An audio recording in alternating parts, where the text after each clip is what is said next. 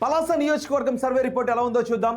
శ్రీకాకుళం జిల్లాలోని పలాసలో 2024 అసెంబ్లీ ఎన్నికల్లో టీడీపీ నుంచి గౌతు శిరీష పోటీ చేశారు. వైసీపీ నుంచి సిదిరి అప్పలరాజు పోటీ చేశారు. ఆ ఎన్నికల్లో 40,350 ఓట్ల మెజార్టీతో గౌతు శిరీష విజయాన్ని సాధించారు. మరి కూటమి ప్రభుత్వం ఏడాది పాలన తర్వాత పలాస నియోజకవర్గంలో జనం ఏమనుకుంటున్నారు? ఎమ్మెల్యే పనితీరుపై సంతృప్తిగా ఉన్నారా? సీఎం పనితీరుకి ఎటువంటి రేటింగ్ ఇస్తున్నారు? నారా లోకేష్, పవన్ కళ్యాణ్, జగన్ గురించి ఈ నియోజకవర్గ ప్రజలు ఏమనుకుంటున్నారు? ఓవరాల్గా కూటమి ప్రభుత్వంపై జనం మాట ఏంటి? బిగ్ టీవీ ఎక్స్క్లూజివ్ సర్వే రిపోర్ట్లో చూద్దాం. పలాస నియోజకవర్గ ప్రజలకు ఎన్నికల సమయంలో గౌతు శిరీష్ ఇచ్చిన హామీలేంటో చూద్దాం. ఇవే ఆ హామీలు. ప్రతి చేనుకు నీరు అందిస్తానని చెప్పారు. ప్రతి చేతికి పని ఉండేలాగా చేస్తాను అన్నారు. సేవ్ పలాస, సేఫ్ పలాస ప్రోగ్రామ్ని శ్రీకారం చుడతామని చెప్పారు. అలాగే పలాస ఆఫ్షోర్ రిజర్వాయర్ పూర్తి చేస్తామంటూ హామీ ఇచ్చారు. ఇక కాశీబుగ్గ రైల్వే వంతెన నిర్మాణాన్ని పూర్తి చేస్తామంటూ ఎన్నికల సమయంలో చెప్పారు. వజ్రపు కొత్తూరు మండలం పూడులంకకు బ్రిడ్జిని నిర్మిస్తామంటూ ఎన్నికల సమయంలో పలాస ప్రజలకు హామీ ఇచ్చారు. పలాస నియోజకవర్గంలో ఇప్పటికీ ఉన్న సమస్యలు ఏంటో చూద్దాం. పలాస విమానాశ్రయ ప్రతిపాదనతో అక్కడ రైతుల్లో కలవరం కలుగుతుంది. తమ భూములను కోల్పోవాల్సి వస్తుందేమోనని. అలాగే మందస, వజ్రపు కొట్టూరం మండలంలో సర్వేలు చేస్తూ ఉన్నారు. అందుకే రైతుల్లో ఆందోళన ఎక్కువ అవుతుంది. మొత్తం 1384 ఎకరాల భూమిని గుర్తించారు. సారవంతమైన భూములవి. తమ సారవంతమైన భూములను విమానాశ్రయ నిర్మాణానికి ఇవ్వటానికి అక్కడి రైతుల్లో వ్యతిరేకత కనిపిస్తూ ఉంది. రేగులపాడు రిజర్వాయర్ ప్రాజెక్టు ఆలస్యం అవుతుంది. మహేంద్ర తనయ నది నుంచి నీటి సేకరణే దీని లక్ష్యం. అయితే 14 ఏళ్లలో దాదాపు 40% పనులు మాత్రమే పూర్తయ్యాయి. సో 24,600 ఎకరాలకు సాగునీరు అందించాలి అనే లక్ష్యం ఈ ఆలస్యం కారణంగా కలగానే మిగిలిపోతోంది అని జనం అనుకుంటున్నారు.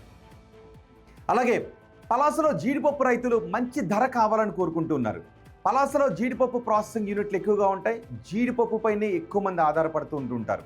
సో ప్రస్తుతం తక్కువ ధర ఉండటంతో నష్టాల్లో ఉన్నామని రైతులు చెప్తున్నారు. ప్రతి 80 కిలోల సంచికి 16,000 రూపాయలు ఇవ్వాలి అని పలాస నియోజకవర్గ ప్రజలు, జీడిపప్పు రైతులు అడుగుతూ ఉన్నారు. ఇప్పుడు వస్తున్నది మాత్రం కేవలం 8,000 నుంచి 12,000 రూపాయలు మాత్రమే వస్తుంది అని జనం అంటున్నారు. ఇక వంశధార కాలువ నిర్లక్ష్యంతో రైతులకు చాలా ఇబ్బందులు తలెత్తుతూ ఉన్నాయి. వజ్రపు కొట్టూరు, పలాస, నందిగామ రైతులకు సమస్యలు ఎక్కువగా కనిపిస్తూ ఉన్నాయి. సరైన నిర్వహణ లేదు, రిపేర్లు లేకపోవడంతో ఈ సమస్య అలాగే ఉండిపోతుందని చెప్తూ ఉన్నారు. పుండి బెండుగేట్ రోడ్డు 15 కిలోమీటర్ల విస్తరణ చెయ్యాలి అనే డిమాండ్ అక్కడి ప్రజల్లో కనిపిస్తోంది. భారీ వాహనాలతో అక్కడ తరచూ ప్రమాదాలు జరుగుతున్నాయి, ట్రాఫిక్ జామ్లు ఏర్పడుతూ ఉన్నాయి. మరో ప్రధాన సమస్య కిడ్నీ వ్యాధి సమస్య. పలాస కిడ్నీ హాస్పిటల్లో జీతాల సమస్య ఎక్కువగా కనిపిస్తుంది. ఉద్దానం వాసులకు ఈ హాస్పిటల్ సేవను అందిస్తుంది. ఉద్దానంలో కిడ్నీ వ్యాధిగ్రస్తులు ఎక్కువగా ఉంటారు. అక్కడ 200 పడకల హాస్పిటల్ అది. డయాలసిస్ యూనిట్లు ఉన్నాయి, నెఫ్రాలజీ విభాగాలు ఉన్నాయి. అయితే 53 మందికి 2023 నుంచి జీతాలు అందకపోవడం ఈ నియోజకవర్గంలో ప్రధాన సమస్యగా కనిపిస్తోంది. ఇక ఎమ్మెల్యే పనితీరు గురించి నియోజకవర్గ ప్రజలు ఏమనుకుంటున్నారో చూద్దాం. పాజిటివ్ అంశాలేంటి, నెగిటివ్ అంశాలేంటో చూద్దాం. పాజిటివ్ అంశాలు ఇవే. కొత్త రోడ్లకు శంకుస్థాపనలు చేశారు, ప్రారంభోత్సవాలు చేశారు. అలాగే మందస మండలంలో కొత్త గిరిజన ఆశ్రమ స్కూల్ని ప్రారంభించారు. కాశీబుగ్గ, చిన్నబాదం ఆర్ఓబికి శంకుస్థాపన కూడా చేశారు. ఇవన్నీ పాజిటివ్గా ఉన్న అంశాలు.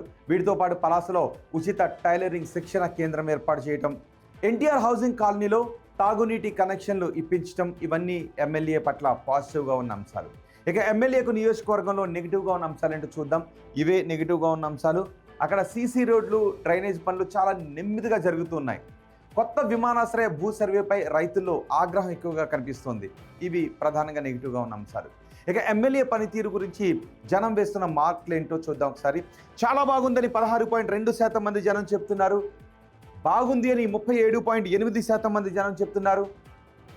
పర్వాలేదు అని 35.1% మంది జనం చెప్తూ ఉంటే, బాగా లేదు అని 8.1% మంది అంటున్నారు. అస్సలు బాగా లేదు అని 2.7% మంది జనం చెప్తున్నారు. ముఖ్యమంత్రి చంద్రబాబు పనితీరుకు పలాస నియోజకవర్గ ప్రజలు వేస్తున్న మార్కులేంటో చూడండి. చాలా బాగుంది అని 24.3% మంది జనం చెప్తున్నారు. బాగుంది అని 54.1% మంది జనం అంటున్నారు. పర్వాలేదు అని 16.2% మంది జనం చెప్తున్నారు. బాగా లేదు అని చెప్తున్న వారి సంఖ్య కేవలం 2.7%గానే ఉంది. అస్సలు బాగా లేదు అని చెప్తున్న వారి సంఖ్య కూడా కేవలం 2.7%గానే ఉంది. ఇక మొత్తం ప్రభుత్వ పనితీరు గురించి పలాస నియోజకవర్గ ప్రజలు ఏమంటున్నారంటే చాలా బాగుందని 16.2% మంది అంటున్నారు. బాగుంది అని 29.7% మంది అంటున్నారు. పర్వాలేదు అని 37.8% మంది జనం చెబుతున్నారు. బాగా లేదు అంటున్న వారి సంఖ్య 13.5%గా ఉంది. అస్సలు బాగా లేదు అని కేవలం 2.7% మంది జనం చెప్తున్నారు. ప్రతిపక్ష నేత జగన్ పనితీరు గురించి ఏమంటున్నారో చూద్దాం. చాలా బాగుంది అని 5.4% మంది అంటూ ఉన్నారు. బాగుంది అని 16.2% మంది జనం చెప్తున్నారు. పర్వాలేదు అని 51.4% మంది జనం అంటున్నారు. ఇక బాగా లేదు అంటున్న వారి సంఖ్య 16.2%గా ఉంది. అస్సలు బాగా లేదు అని 10.8% మంది జనం చెప్తున్నారు. ఉప ముఖ్యమంత్రి పవన్ కళ్యాణ్ పనితీరుకి పలాస నియోజకవర్గ ప్రజలు వేస్తున్న మార్కులు ఇవే. చాలా బాగుందని 10.8% మంది జనం చెప్తుంటే బాగుంది అని 29.7% మంది జనం చెప్తున్నారు.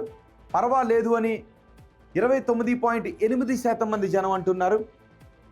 బాగా లేదు అని 27% మంది జనం చెప్తూ ఉంటే అస్సలు బాగా లేదు అని చెప్తున్న వారి సంఖ్య 2.7%గా ఉంది. మంత్రి నారా లోకేష్ పనితీరుకి పలాస నియోజకవర్గ ప్రజలు వేస్తున్న మార్క్స్ ఏంటో చూద్దాం. చాలా బాగుంది అని 2.8% మంది జనం అంటున్నారు.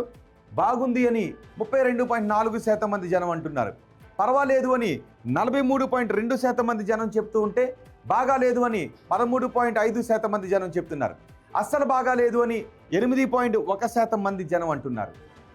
ఇక అమరావతి పనులు పూర్తి అవుతాయనుకుంటున్నారని అడిగిన ప్రశ్నకు పూర్తి అవుతాయి అని 24.3% మంది జనం చెప్తూ ఉంటే పూర్తి కావు అని 29.7% మంది జనం అంటూ ఉన్నారు. కావచ్చు అని 29.7% మంది జనం చెబుతూ ఉంటే తెలియదు అని 16.2% మంది జనం అంటున్నారు.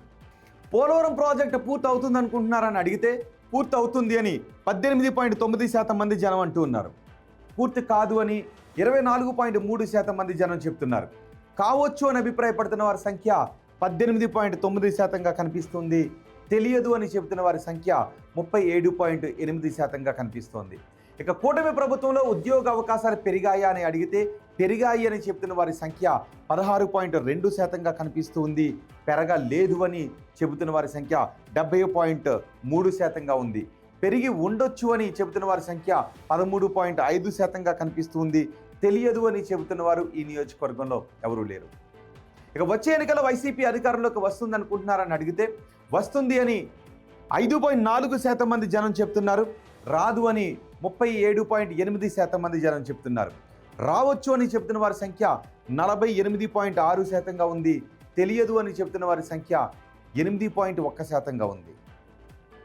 చంద్రబాబు తర్వాత ముఖ్యమంత్రిగా ఎవరైతే బాగుంటుందని అడిగితే పవన్ కళ్యాణ్ అయితే బాగుంటుందని 8.1% మంది జనం అన్నారు. నారా లోకేష్ అయితే బాగుంటుందని 18.9% మంది జనం చెప్పారు. తెలియదు అని 73% మంది అంటున్నారు. ఇవి పలాస నియోజకవర్గానికి సంబంధించి బిగ్ టీవీ అందిస్తున్న సర్వే రిపోర్ట్. మరో నియోజకవర్గం గురించి చూద్దాం.